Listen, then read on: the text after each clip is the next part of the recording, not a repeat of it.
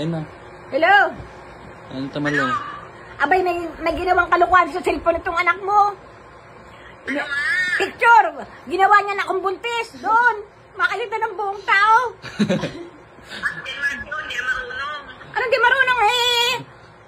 Ito si John Mark, tinan mo. Itanong mo ka John Mark. Malay ko. Hindi, nakita mo nga yung picture na ginawa niya sa cellphone. Oh, ayan. Walang hiya yan. Kala mo ipinicture akong buntis sa cellphone. Ay, Diyos ko, maawain lang eh. Makikita ka mo nun. Makikita ng mga taong malaki akin dyan. Diyos ko po, Panginoon. Ang kawalang hiya ng anak mo. Ididimanda ko yan. Ipakukulong ko talaga yan, anak mong walang hiya. Apo mo nga yan. Sasayaw-sayaw pa naman. Nasayaw pa parang baliw. O dali mo na sa mental. Aalis na yan dito. Hindi na yan tatanggapin dito. Paalis, kunin mo anak mo dito. Nagkaanak ka ng baliw.